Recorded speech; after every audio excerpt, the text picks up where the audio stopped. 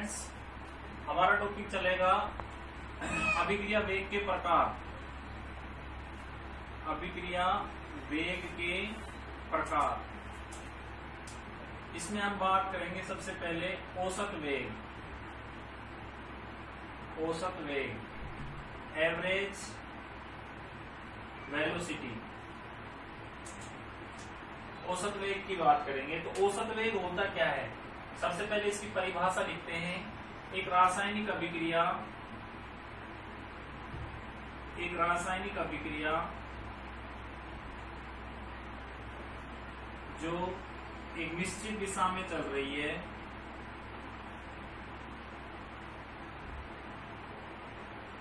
एक निश्चित दिशा में गति करती है। एक रासायनिक अभिक्रिया जो एक निश्चित दिशा में गति करती है, उस रासायनिक अभिक्रिया के लिए, उस रासायनिक अभिक्रिया के लिए अभिकारक व उत्पाद की सांद्रता में हुए कुल परिवर्तन में यदि परिवर्तन होने में लगा समय का भाग दे दिया जाए तो औसत वेग का निर्धारण हो जाता है। एक रासायनिक अभिक्रिया जो एक निश्चित दिशा में गति करती है, उस रासायनिक अभिक्रिया के लिए अभिकारक व उत्पाद की सांद्रता में हुए कुल परिवर्तन में यदि परिवर्तन होने में लगा समय का भाग दे दिया जाए तो औसत वेग का क्या हो जाता है भाई? निर्धारण हो जाता है। यानी हम कह सकते हैं औसत वेग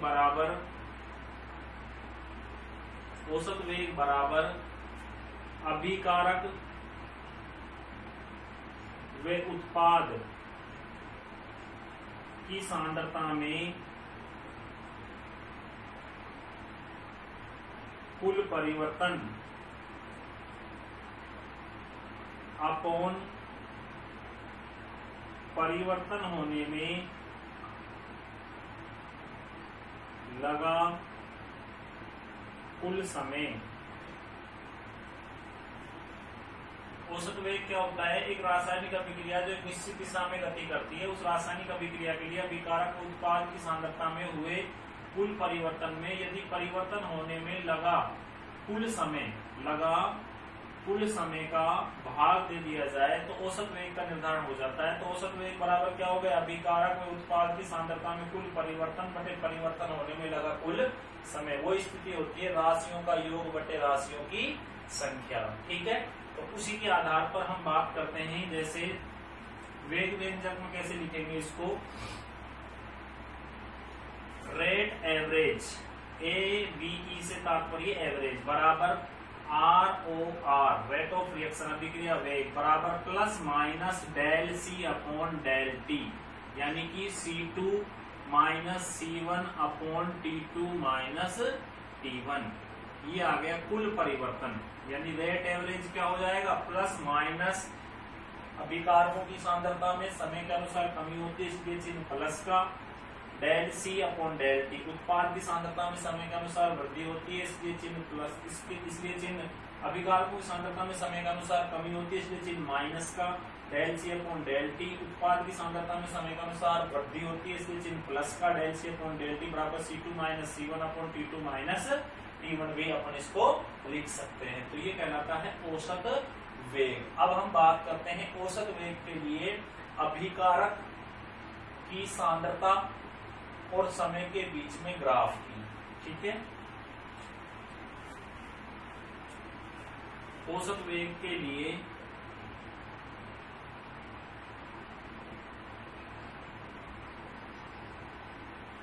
अभिकारक की सांद्रता वे समय के बीच ग्राफ। तो देखिए इसमें क्या होगा, ये हो जाएगी अभिकारक की सांद्रता,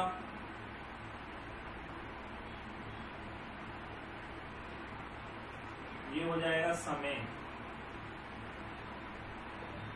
अभिकारक की सांद्रता समय के अनुसार घटती है, ठीक है। अभिकारक की सांद्रता समय के अनुसार घटती है। माना ये पॉइंट इसका हो गया C1, कंसंट्रेट C1, समय क्या हो गया T1, ठीक है। और ये हो जाएगा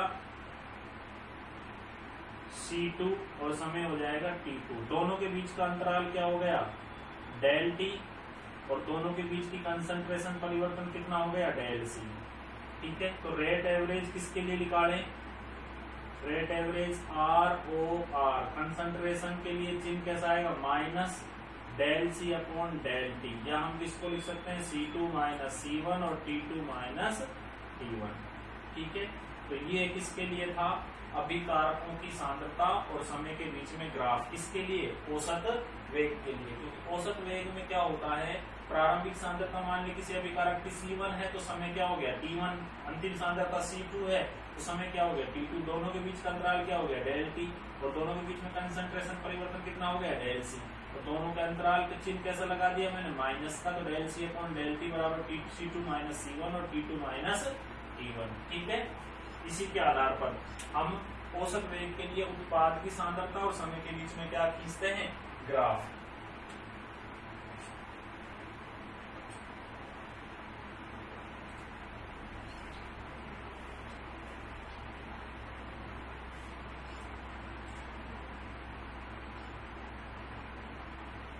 औसत वेग के लिए उत्पाद की सांद्रता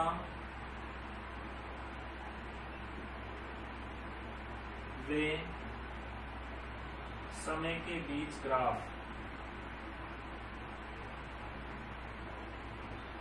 तो देखिए यहां पर लिखेंगे उत्पाद की सांद्रता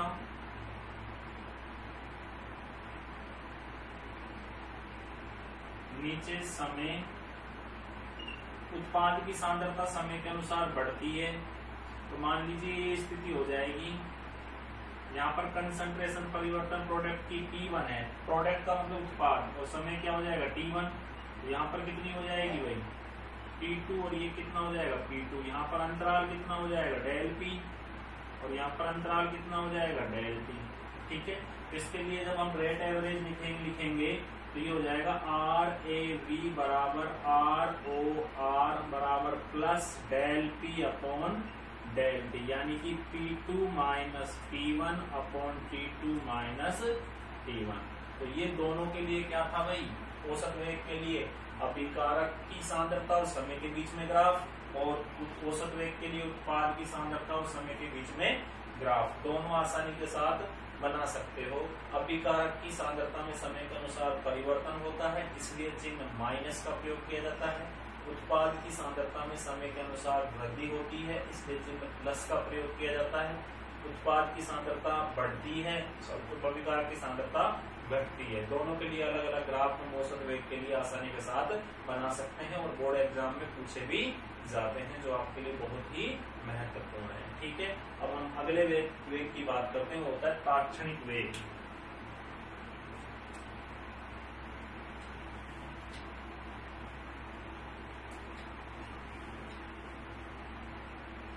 सेकंड नंबर का वेग होता है तात्क्षणिक वेग।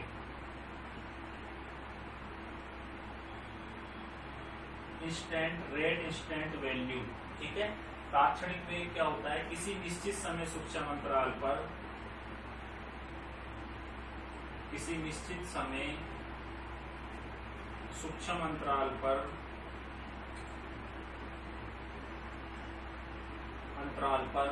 किसी रासायनिक अभिक्रिया का वेग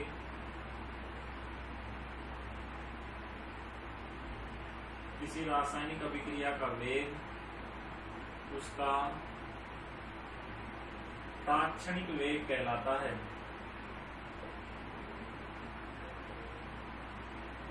किसी निश्चित समय सूक्ष्म अंतराल पर किसी रासायनिक अभिक्रिया का वेग उसका तात्क्षणिक वेग कहलाता है। यह वेग भी औसत वेग के समान ही होता है।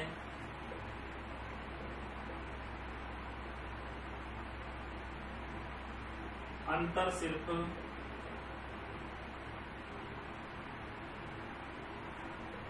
सिर्फ समय सूक्ष्म अंतराल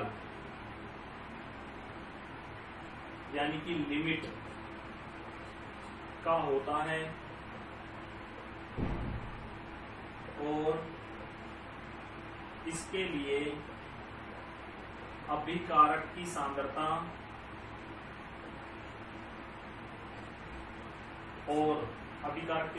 तथा समय के बीच ग्राफ का निर्धारण कर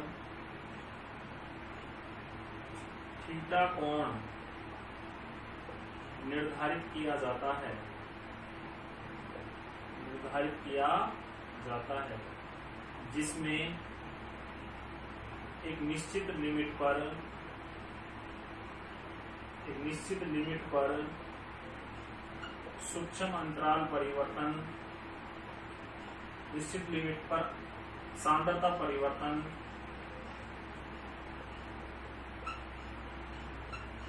लिया जाता है। किसी निश्चित समय सूक्ष्म अंतराल पर किसी रासायनिक अभिक्रिया का वेग उसका तात्क्षणिक वेग कहलाता है। यह वेग भी औसत वेग के ही समान होता है। अंतर समय सूक्ष्म अंतराल लिमिट का होता है और इसके अभिकारकों की सांद्रता और समय के बीच ग्राफ का निर्धारण कर थीटा कोण निर्धारित किया जाता है जिसमें निश्चित लिमिट सांद्रता परिवर्तन लिया जाता है। तो इसके लिए हम ग्राफ देखते हैं किस प्रकार तात्क्षणिक वेग के लिए ग्राफ बनता है। तो ये ग्राफ हम बनाते हैं अभिक्रिया अभिकारकों की सांद्रता और समय के बीच में।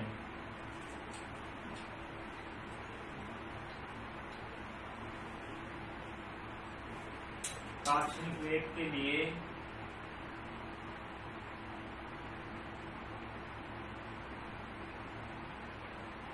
अभिकारक की सांद्रता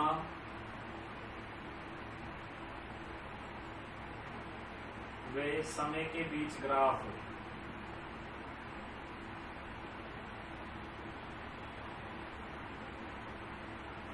ये हो जाएगी अभिकारक की सांद्रता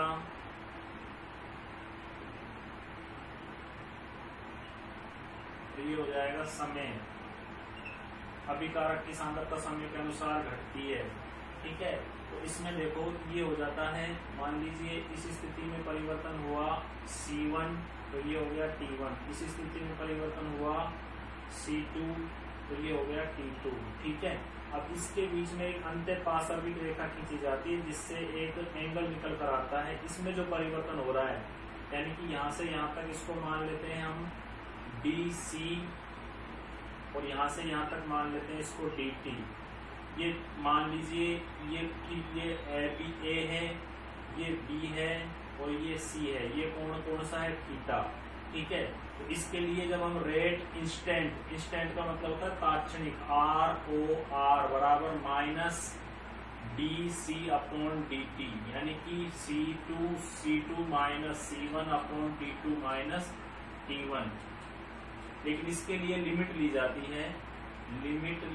है 0 से T के बीच में, 0 से T के बीच में। तो यहाँ थीटा कोण का निर्धारण किया जाता है। थीटा कोण के लिए tan थीटा जब हम इसका निर्धारण करते हैं तो लंब बटे आधार यानी कि AB अपॉन क्या हो जाएगा? BC हो जाता है। AB अपॉन क्या हो जाता है? BC। यानी इस सूक्ष्म अंतराल में क्या लिया जाता है? तात्क्षणिक वेग लिया जाता है। ये किसके लिए था? तात्क्षणिक वेग के लिए अभिकारक की सांद्रता और समय के बीच में ग्राफ, ठीक है। तो यहाँ तक 2 टॉपिक कंप्लीट होते हैं, औसत वेग और तात्क्षणिक वेग, ठीक है। अगले टॉपिक की शुरुआत हम नेक्स्ट वीडियो में करेंगे, ठीक है। धन्यवाद।